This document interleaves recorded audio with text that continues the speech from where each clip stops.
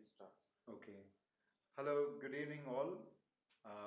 Immensely happy to be here again with you. Uh, we are finishing the course um, successfully.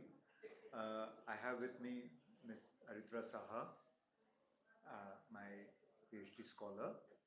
So she will read out the questions that you have already sent, and from there we can keep going, I think.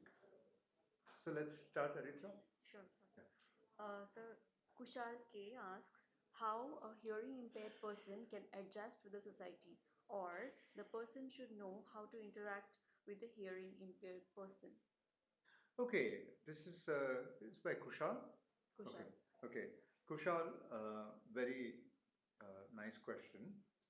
Uh, See, basically, we need to recognize that all our structures, say school, college, university, office, um, entertainment, everything is built around hearing.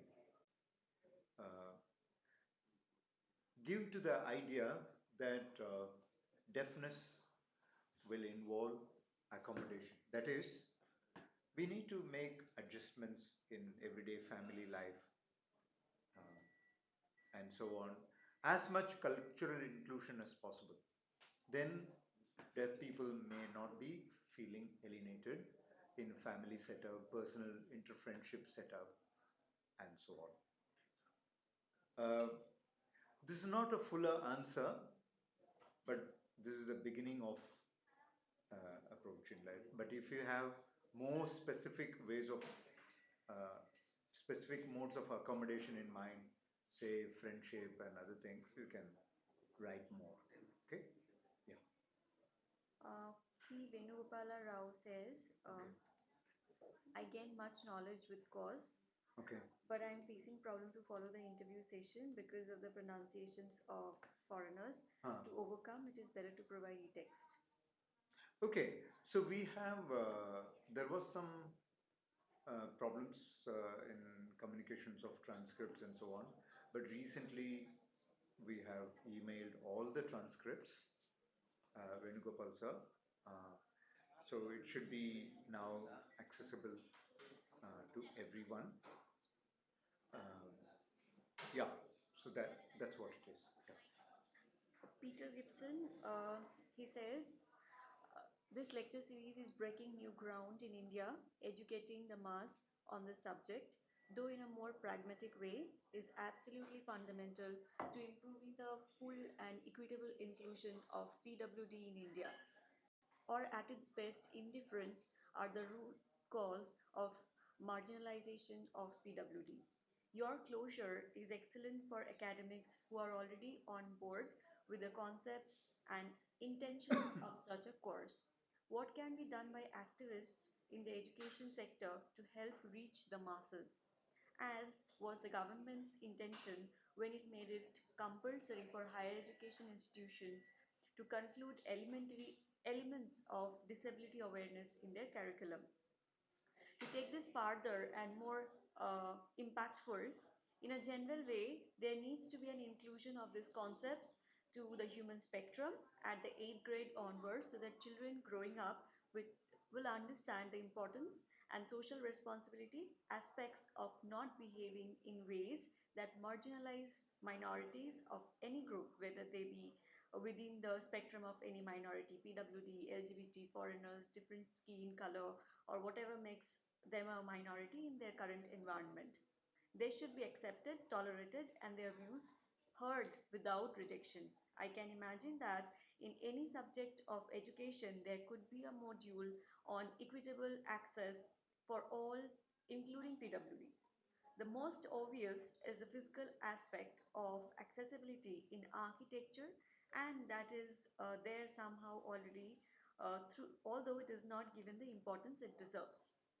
Also, subject in the IT field would have instructions about use of adequate provision of identity types in drop-down menus and instructions on the standards for website programming, for website accessibility, etc.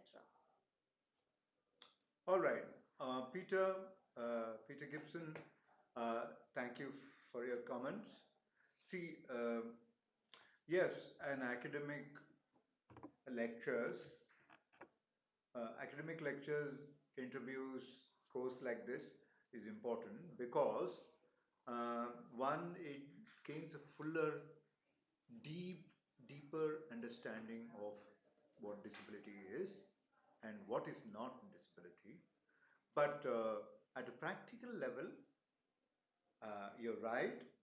One, sensitization about lives of people with a disability of various kinds.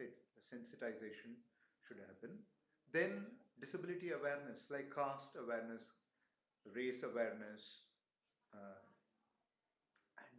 and much more diversity should happen in school. Yes, we are slowly moving in that direction.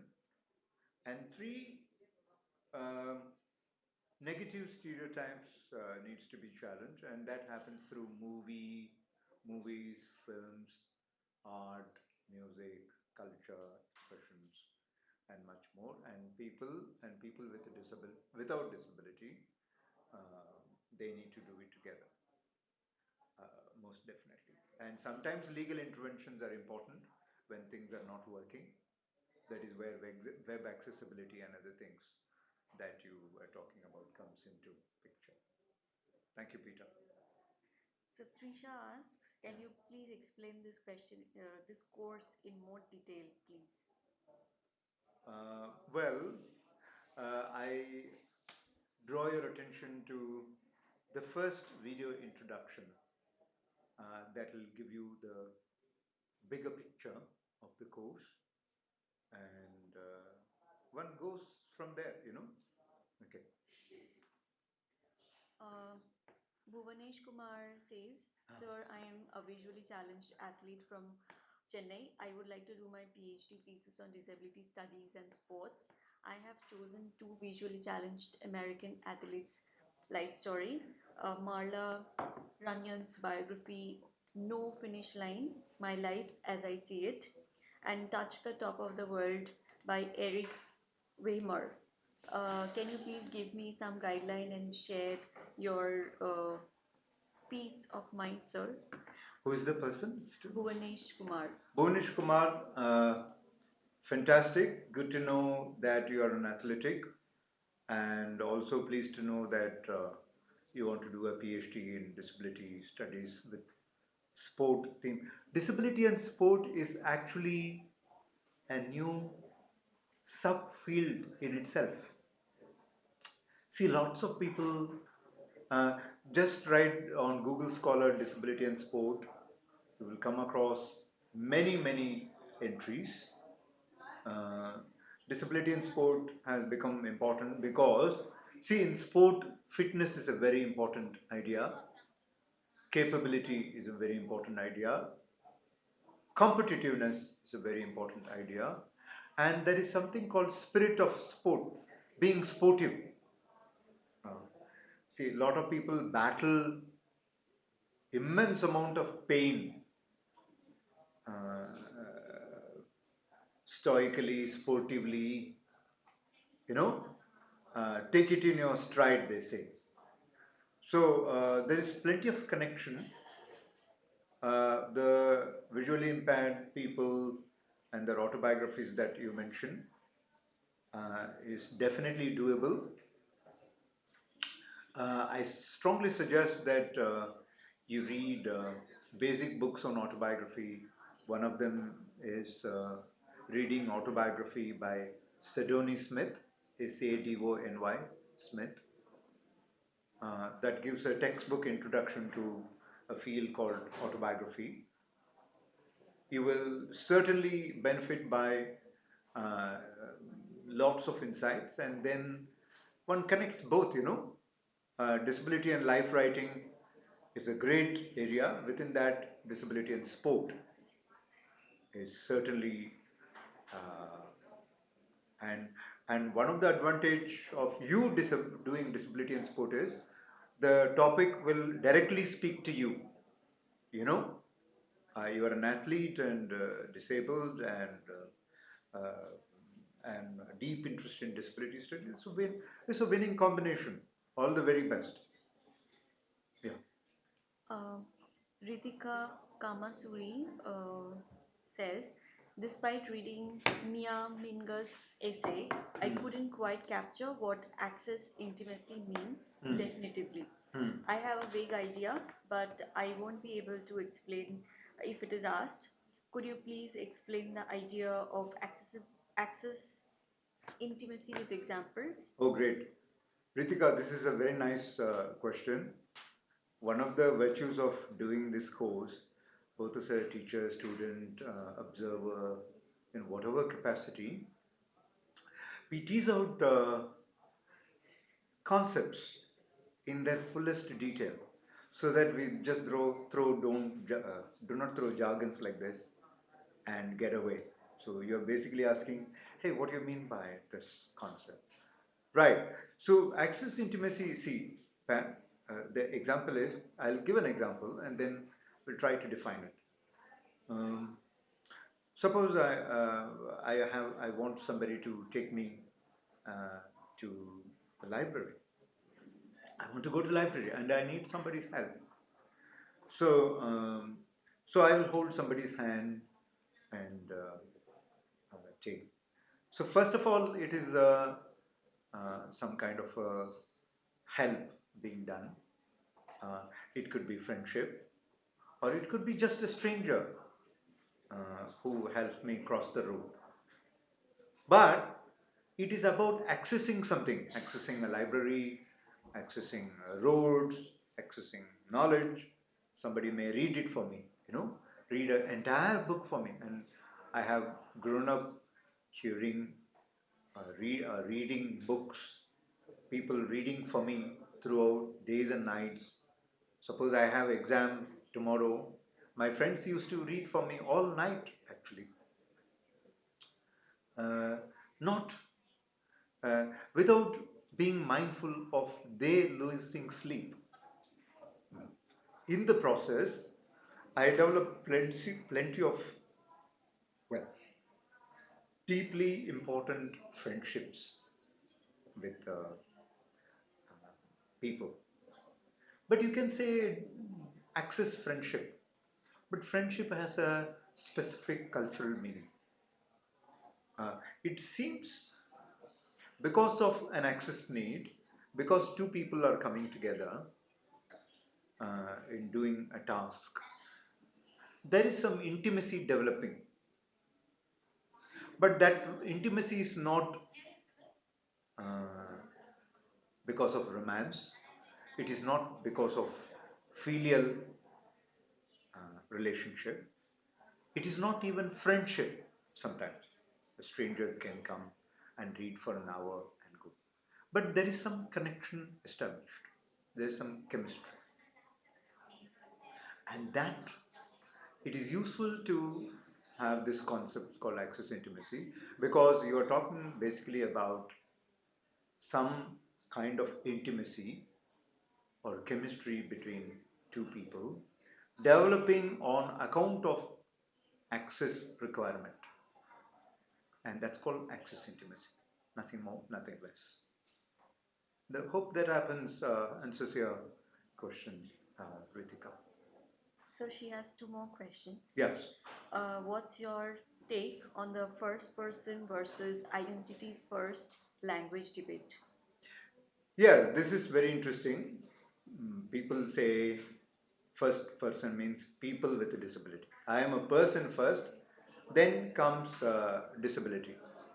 For example, I may be blind, but I have some other aspects about me. For example, I am a teacher, I'm a Indian, uh, and this I'm a son of somebody, friend of somebody else, and so on. So there are many identities. So they people who place this person first. They say disability is just one aspect of that, and nothing more. So in America, this is a very popular model, and it is catching up in the rest of the world. Um, but suppose I want to do politics based on disability. Suppose I am in a union and I'm fighting for my right for proper road infrastructure or employment. Then I will place my disability card first on the table. I'm a disabled person, I need quota. I am a disabled person, I need support in the library. You better do it. I am a disabled person. I need support, wheelchair support in the airport, one would say. Or I need, when it comes to entitlement, coming together as a political movement, you place the identity in question above all everything else. Then you call yourself a disabled person, a Dalit person, a black person,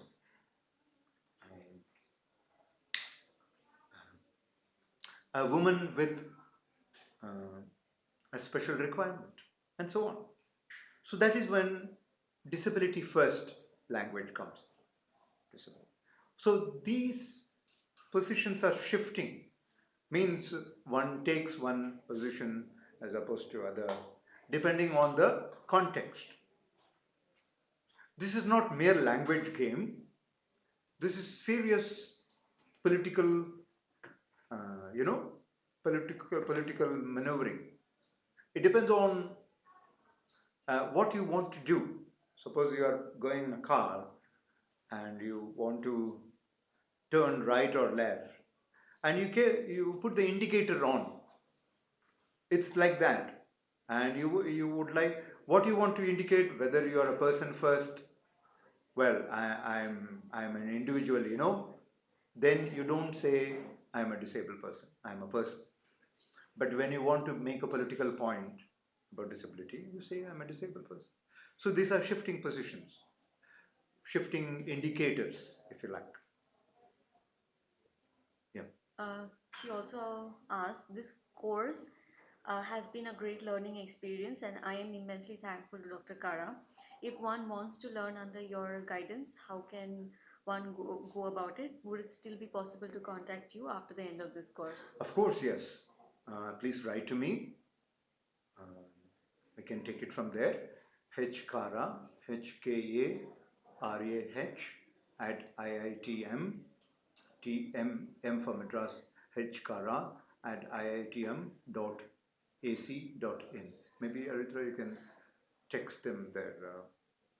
If you have a facility like that, you can text them the email address. So we can, have sustained conversations, learn from each other, and always welcome. Next is Ahuti Dandukari's question. Yes. How is the term disablement different from disability? When we should use the term disablement?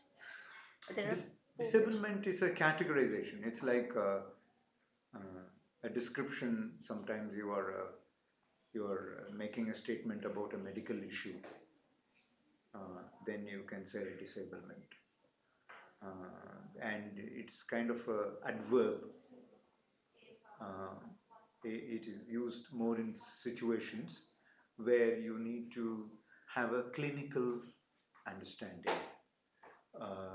But politically, culturally, as an aesthetic idea, in a normal language, a regular language, you don't use disablement. So just disability. What do you mean by the term body-mind difference? Please explain more. Body-mind, this is a big philosophical debate, both in Indian and Western tradition. In the Western tradition, it starts with Descartes and privileging of the mind over body.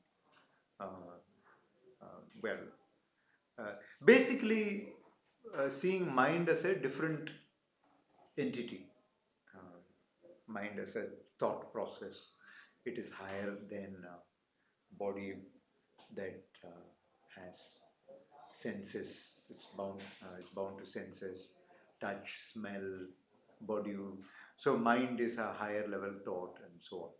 There has been hierarchy, but this body-mind difference is useful to think because when it comes to um, situations like pain and all that, uh, it is very impossible to make distinctions.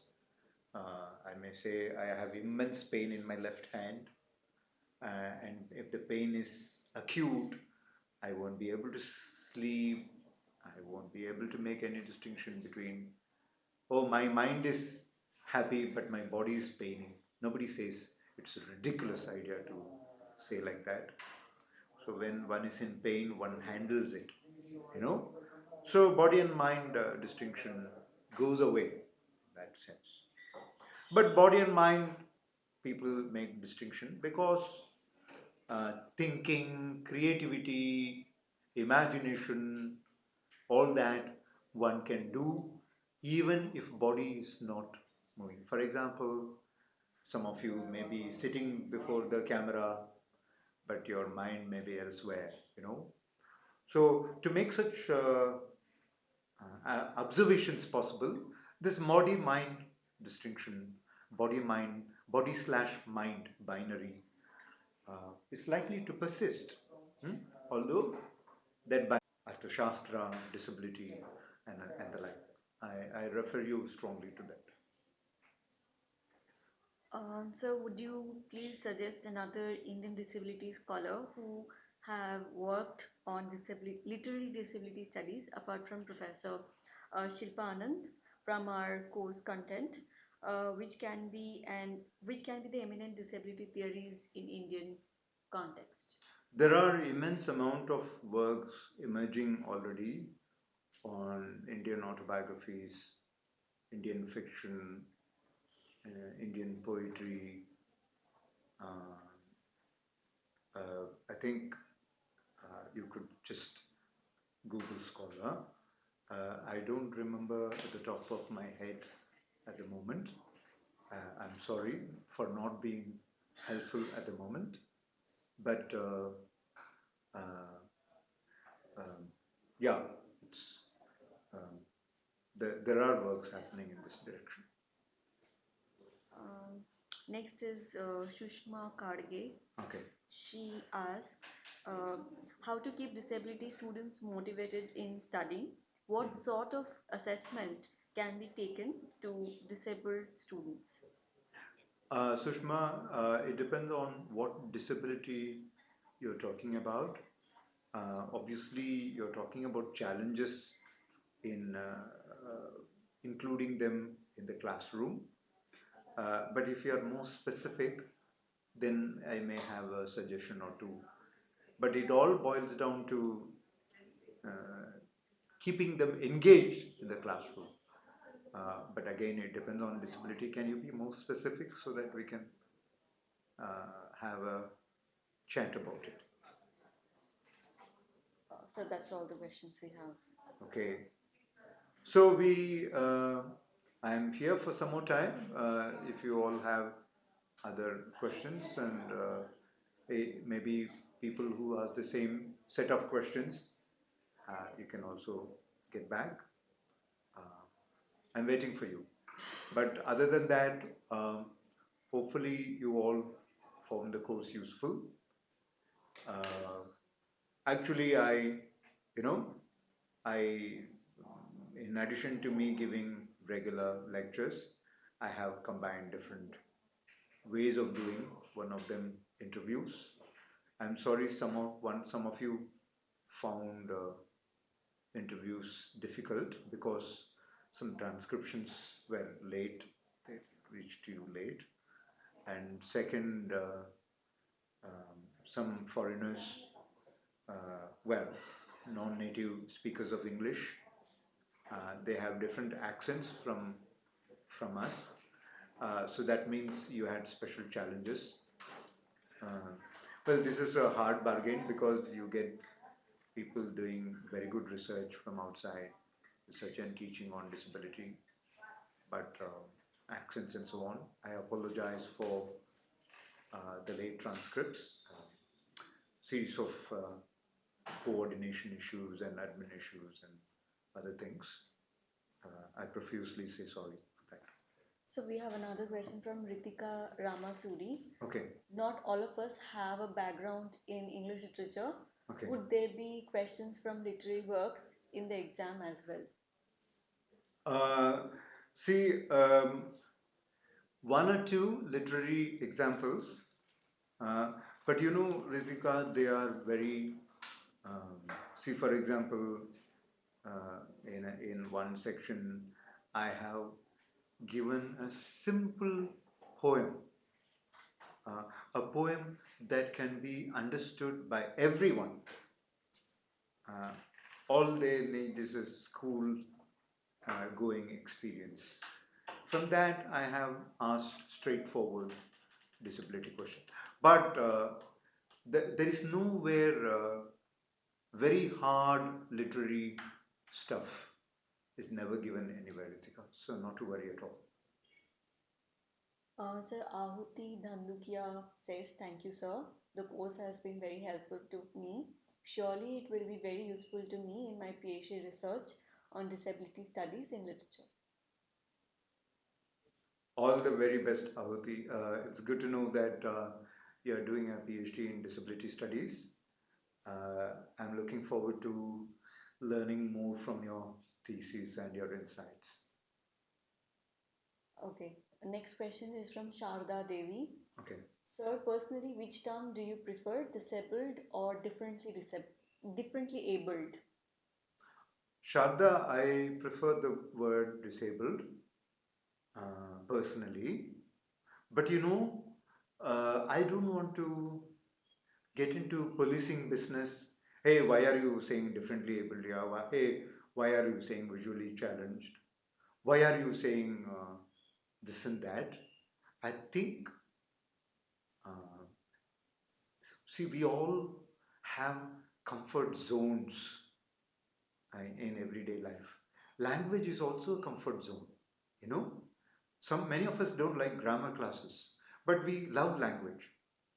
So likewise, some people would like to call themselves visually challenged or differently abled, and they would like to feel good by the idea that they have an inherent ability of some kind because of disability. I don't have any negative commentary about that, Shanta. So, in simple words, I'm fine with both, but personally, I prefer disabled person. Sir, Professor S.S. Kadge, who asked us a question previously about disabled students motivated, how to motivate, she says innovative methods of assessment for vision loss 80%, dyslexia, quadriplegic or paraplegic students in engineering field. She wants suggestion for this cases. Oh, great. Professor Karke, great stuff. STEM education, science, technology, engineering, and maths is something, people with a disability or students with a disability are slowly gravitating towards it. Myself, I know a good friend of mine, Dr. Sushma Agarwal. She's completely blind. She has done a PhD in math, first blind person in India, in contemporary India, to achieve that. She achieved that with great uh, hard work, dexterity, remarkable hard work. Okay, but that is not what you're asking. It's about how to make things easy for them. There is no one answer. One of the things one can do is um, whether they have been able to imagine a particular concept properly. Uh, See, when a student writes on the blackboard, um, x is equal to y and keeps quiet, the blind student will not know where is x and where is y, whether it's are they talking about variables on the left side equals the variables on the right side? We need to explain. I give example from my accountancy teacher on in my 11th grade. I took commerce group. So what Mr. Dharmaraj, I cannot forget him for life. He's such a great teacher. So what he used to do, Professor Sushma, he used to say, um, mm, for example, if he's talking about uh, corporate accounts, then he will write the account details on the blackboard uh, by actually speaking loud. Debtor, credit, uh, asset on the right, um, liability on the left.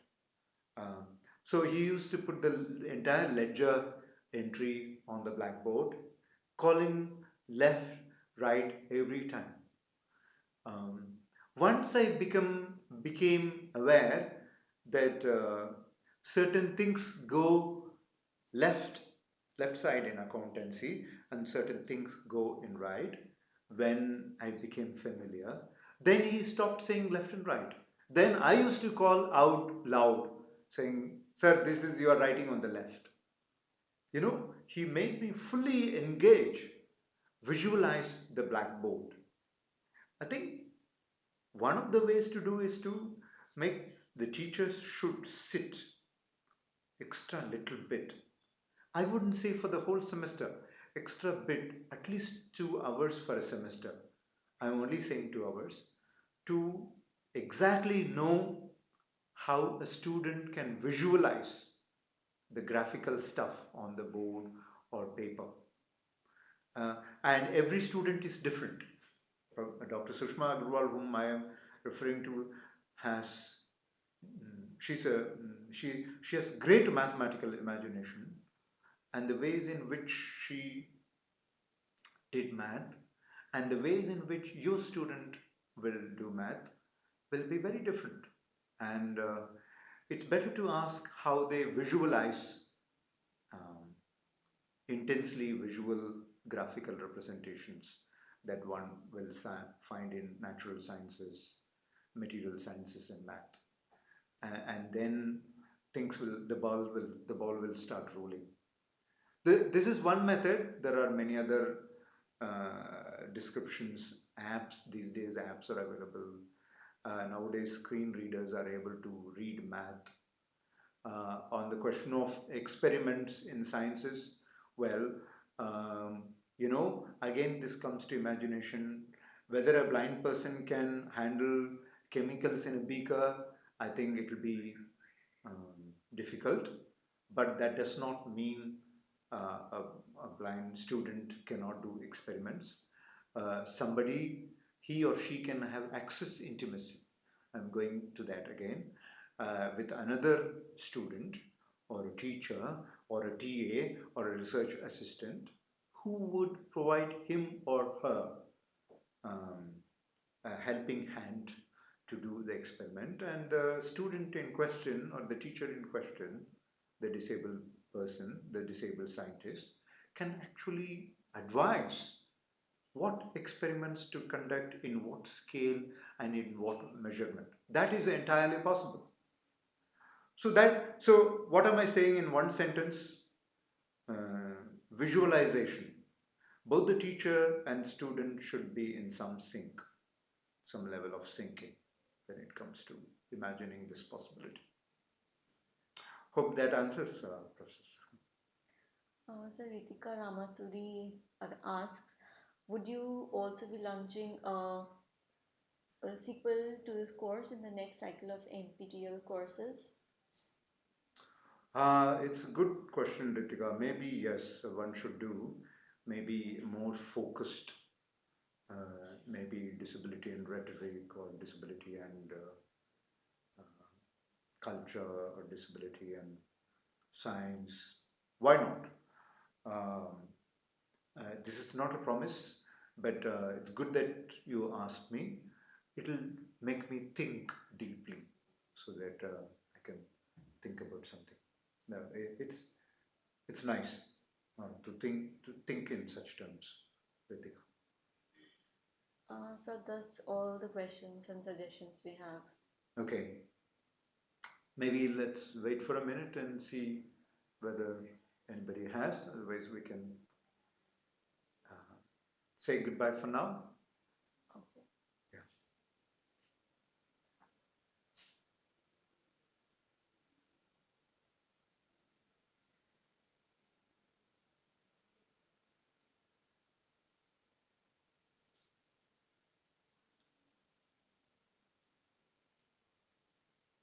All right.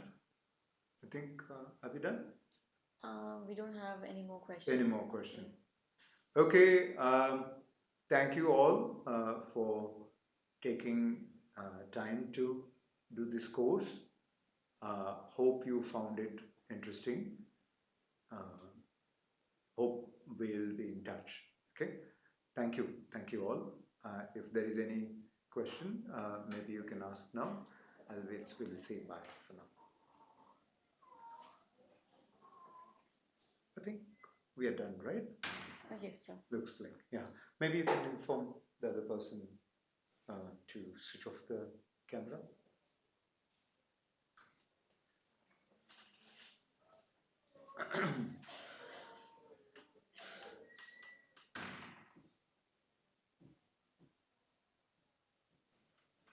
But just a minute, sir. The person. Yeah, yeah. It's still live going on. Yeah, yes. Maybe we can turn off because there are no questions coming. I think we are done. Okay.